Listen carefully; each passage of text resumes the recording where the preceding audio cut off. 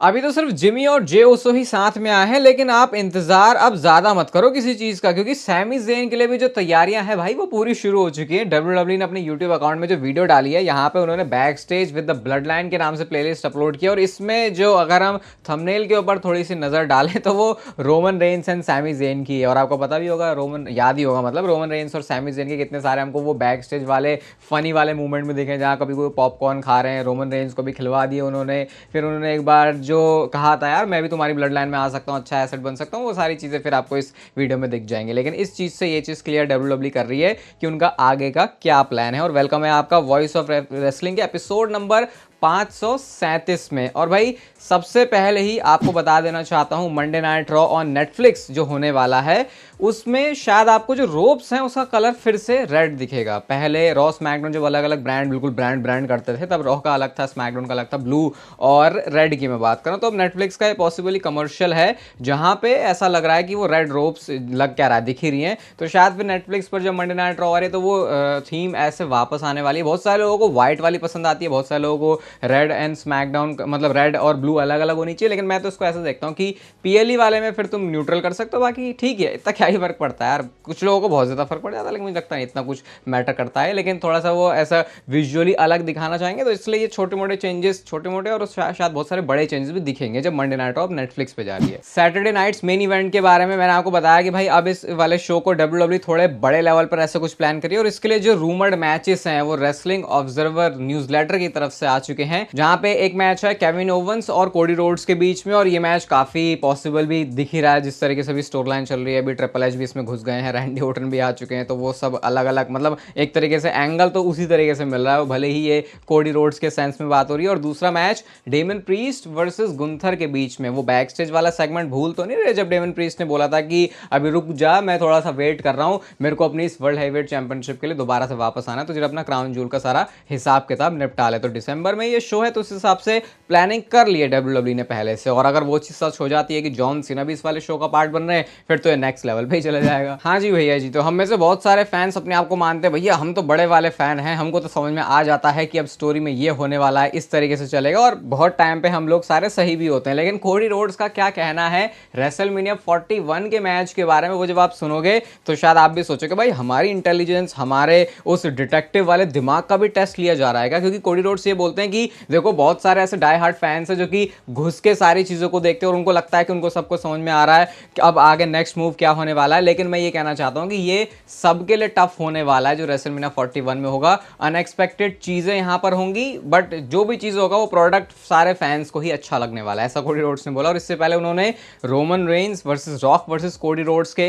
WrestleMania triple threat match के बारे में कुछ सिमिलर कमेंट किया था कि देखो कुछ भी एक्सपेक्ट कर सकते हो तुम, लेकिन जो भी एट द एंड रिजल्ट निकल के आएगा वो सबसे बढ़िया होगा। बाकी उनकी इच्छा है कि वो रेसलमेनिया के मेन इवेंट के अंदर तो जरूर रहे। तो इन सारी चीजों को मिला जुला के, वैसे कोडी रोड्स अलग से क्या बोल रहे हैं भाई, हमको भी लगता ही है कि जो 2025 साल में चीजें बहुत तगड़ी होंगी, और थोड़ी रॉक और कोडी रोड्स की स्टोरी में आपको और तड़का सा लगाते हुए देखना है, मतलब तड़का सा लगाया है ये तो आप इस ट्वीट में देख सकते हो। जो ये ओवल वाली इंटरकॉन्टिनेंटल चैंपियनशिप है उसको सबसे पहले रॉक लेके आए थे, लेकिन आखिरी बार ये जिस बंदे के पास थी वो कोडी रोड्स था। तो ये टाइटल भी बहुत खेलते हैं, आपको पता है वो कोडी रोड्स ने अपना जो टाइटल है वो 10-15 सेकंड के लिए मंडे नाइट रॉ में रॉक को दिया था। तो मतलब ऐसा भी कुछ नहीं कि बहुत कुछ यहाँ से स्टोरी बनने वाली है, लेकिन डॉट्स पता नहीं इतनी, जब हिस्ट्री इतनी रिच हो जाती है तो पता नहीं कौन सा डॉट कैसे किधर से कनेक्ट हो जाता है। यूज तो कर सकते हैं, लेकिन ऑलरेडी इतना कुछ है स्टोरी में कि जरूरत नहीं है इसकी। बट इंटरेस्टिंग है कि रॉक का लाया हुआ डिजाइन कोडी रोड्स ने रिप्लेस किया था। स्मैकडाउन के कल ऑफ एयर जाने के बाद डार्क में भी कुछ चीजें हुई हैं, और कुछ ही चीजें हुई हैं, ज्यादा चीजें नहीं हुई हैं, बस कुछ ही चीजें हुई हैं, वो समझ लो आप बात। सेथ रॉलिंस और डोमिनिक मिस्टीरियो का मैच हुआ है। मैंने आपको बताया था कि सेथ रॉलिंस स्मैकडाउन में होंगे, और ये भी बोला ही था कि भाई वो टेलीविजन पे तो शायद क्या ही दिखेंगे, वो बस डार्क मैच के लिए उनको लेके आ रहे हैं। और यहाँ पे आप ऑब्वियसली उन्होंने डोमिनिक मिस्टीरियो को हराया, और यहाँ पे जो रिंग गियर है सेथ रॉलिंस का वो भी कुछ अलग लग रहा है। अब मतलब जब सेथ रॉलिंस आए थे किसी ने तो कमेंट किया था भाई अब ये रंग बिरंगा सेथ रॉलिंस नहीं है, तब मुझे उतना यकीन हुआ नहीं था, लेकिन क्योंकि वो भी थोड़ा रंग बिरंगा ही था भाई। सेथ रॉलिंस कभी अपने रंग बिरंगे कैरेक्टर के साथ थोड़े न्यूट्रल भी बन के आ जाते हैं, लेकिन अब जब से उनको देखा है रिटर्न आने के बाद, थोड़ा सा अपने ड्रेसिंग में उन्होंने चेंज किया, ऐसा लगा थोड़ा सा वो सीरियस होने की कोशिश कर रहे हैं। अगेन मैं तो कहता हूं मुझे लगता नहीं जरूरत है उनको, भाई वो जो भी करेंगे वो सेथ रॉलिंस वैसे ही चलने वाला है। बाकी इसके अलावा स्मैकडाउन के ऑफ एयर जाने के बाद कुछ हुआ नहीं है, ठीक है, कुछ नहीं हुआ। कल का दिन अगर सबसे ज्यादा खुशी के लिए किसी के लिए रहा है तो वो है जिमी एंड जे यानी कि ऊसोस, क्योंकि दोनों भैया आपस में मिल चुके हैं। इसके बाद जिमी ऊसो की आप पोस्ट देख सकते हो वाली इंस्टाग्राम पे, जहां पे जे ऊसो के साथ उन्होंने इस फोटो को पोस्ट किया हुआ है और लिखा हुआ है home again God is great. तो वो एक जो खुशी का एहसास है वो आपको ये वाला हग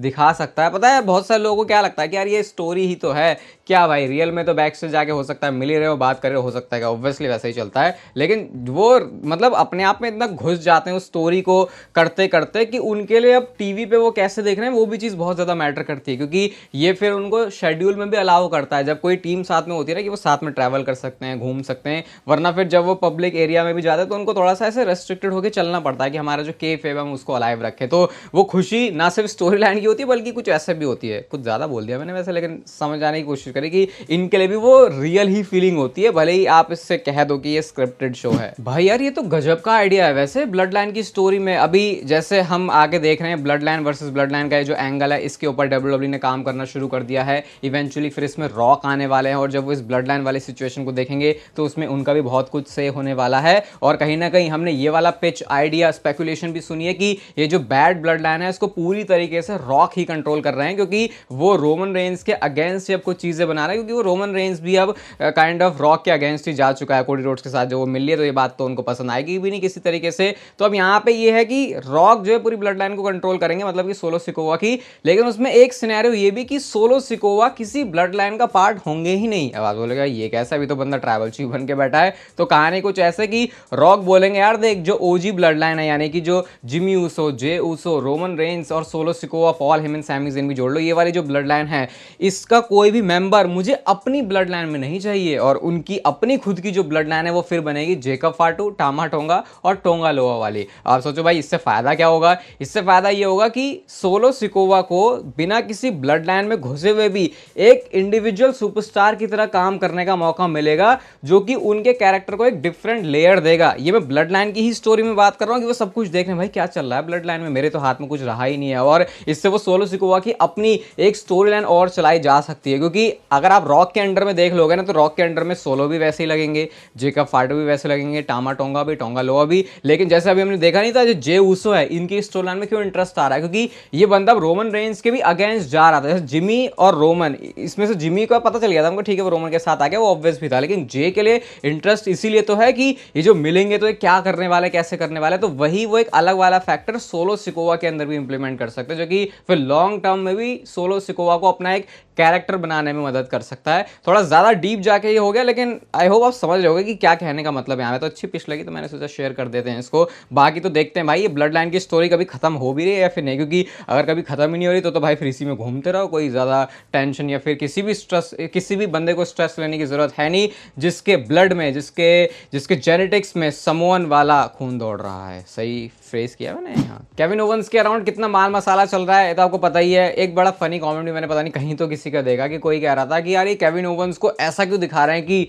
जैसे कि वो ब्रॉक लेसनर है, उससे डर के रहना चाहिए, वो बहुत बुरा कर सकता है, गलत कर सकता है। क्योंकि जिस तरीके से ट्रिपल एच ने उनके बारे में बड़ी बड़ी बातें बोल दी भाई कि डर के रहो, थोड़ा बच के रहो केविन ओवंस से। तो अभी केविन ओवंस ने डब्ल्यूडब्ल्यूई के साथ कॉन्ट्रैक्ट साइन नहीं किया है और ऑल एलीट रेसलिंग वो कंपनी है जो कि साइन करने में इंटरेस्टेड है केविन ओवंस को। देखो ये बात मैं इसके साथ ये भी बता देता हूँ कि ऐसा बिल्कुल भी नहीं होने वाला कि वो डब्ल्यूडब्ल्यूई कंपनी से जाएंगे, बट इस चीज का फायदा लेवरेज किसी तरीके से केविन ओवंस जरूर लेंगे, जैसे रैंडी ऑर्टन ने भी किया था। वो टीज करते थे कि वो एडब्ल्यू में चले जाएंगे, लेकिन ऑब्वियसली वो तो हमेशा डब्ल्यूडब्ल्यूई गाय रहने वाले हैं, तो ये फायदा होगा। बाकी यार बाकी अभी मैं देख रहा था टीएनए का आज का जो पीपीवी वाला शो था भाई बहुत खतरनाक रहा है, बहुत बढ़िया रहा है। अभी वो शेड्यूल के हिसाब से फिट हो नहीं पा रहा, लेकिन जेफ हार्डी ये सब काफी बढ़िया सीन चल रहा है भाई वहाँ पे, जिगलर नेकनेमेथ का और जो हेनरी का करेंगे यार, उस मुद्दे पे भी आएंगे वो, मतलब वो मिस नहीं कर सकते। समर स्लैम का वो मूवमेंट तो मुझे पता है आपका भी मूवमेंट बना गया होगा, जब डोमिनिक मिस्टीरियो और लिव मॉर्गन का हमने वो देखा, जब लिव मॉर्गन और रिया रिप्ली का मैच था और उसके मैच के बाद डोमिनिक ने टर्न कर लिया था, फिर उन्होंने लिव मॉर्गन को किस किया था, तो उन्होंने बोला ये चीजें अनस्क्रिप्टेड थी, मुझे नहीं पता था कि मैं लिव मॉर्गन को ऐसे पकड़ के किस करने वाला हूँ। और साथ में ये भी ऐड करते हैं कि मतलब बहुत सारे लोगों को पता क्या लगता है कि यार चलो सही है, इसके तो मजे आ गए, स्टोरी लाइन के हिसाब से ही जो भी चीजें चल रही है, चलो सही बंदे को पकड़ा दिया। बट डोमिनिक कहते हैं कि मैं उस बारे में ऐसा कुछ सोच भी नहीं रहा था कि ऐसा कुछ होने वाला है, और शो से से सिर्फ 2 घंटा पहले ही मुझे पता चलता है कि हाँ भैया आज समर स्लैम में कुछ ऐसा सीन है। तो मैं ऐसी बात कभी कभी इसलिए बताता हूँ कि लोग कुछ और ही सोचते हैं बट होता फिर वो कुछ और ही है। WWE की farmer announcer Samantha Irwin, farmer बोल रहा हूँ अभी भी अजीब लग रहा है क्योंकि यकीन नहीं हो रहा समंथा जा चुकी हैं। तो वो सब तो मैंने आपको बताया है कि कैसे बैकलैश हुआ, रिकोशे के ऊपर सबने बम फोड़ दिया, लिलियन गार्सिया के ऊपर भी सबने बम फोड़ दिया। मतलब इस सिचुएशन में बच कोई भी नहीं रहा, हर किसी को लपेटा जा रहा है। तो मैं सोच रहा हूँ फिर साथ किसके हैं लोग। बट अब समंथा ने खुल के बात कर ली इसके बारे में कि उन्होंने एग्जैक्ट किस रीजन की वजह से WWE को छोड़ा। मैंने आपसे बोला था कि वो बाहर और भी जो आउटसाइड चीजें वो करना चाहती थी, बट उसके साथ साथ अब ये भी पता चला कि समंथा को कभी भी WWE में अनाउंसर तो बनना ही नहीं था। वो कहती हैं कि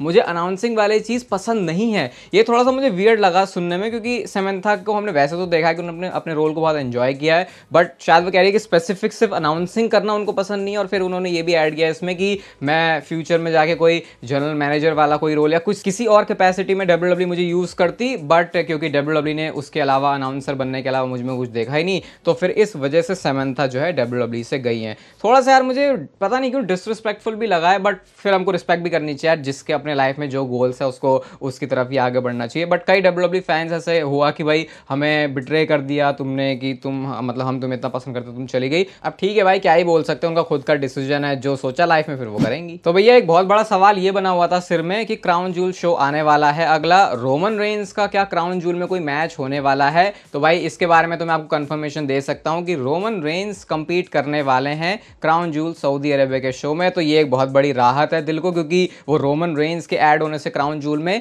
एक और बढ़िया एलिमेंट ऐड होगा PLA वाले शो में। क्योंकि अब रोमन रेंस का कंसिस्टेंटली सारे शोज में आना काफी ज्यादा जरूरी और मैंडेटरी सा लगता है। बट वो किस मैच में कंपीट करने वाले हैं, आई थिंक ये भी आप लोगों के लिए बहुत ऑब्वियस होगा। ये जो पूरी ब्लड लाइन भसड़ वाला ड्रामा चल रहा है उसी मैच का रोमन रेंस पार्ट होंगे क्राउन जूल में। बाकी ये वीडियो अगर आपको अच्छी लगी, लाइक वाइक यार, कल बोला मैंने तब 30,000 किए, तुमने 30,000 कर दिए, तो बिना बोले भी लाइक कर दिया करोगे तो थोड़ा सा मुझे भी अच्छा लग जाएगा। पता नहीं, शायद यूट्यूब हो सकता है वीडियो को पुश करता हो आगे। ये वीडियो आपको अच्छी लगी तो इसे लाइक कर दो, चैनल को सब्सक्राइब कर दो ऐसी और मस्त वीडियोस के लिए, और तब तक पे लेते रहो जिंदगी के मजे।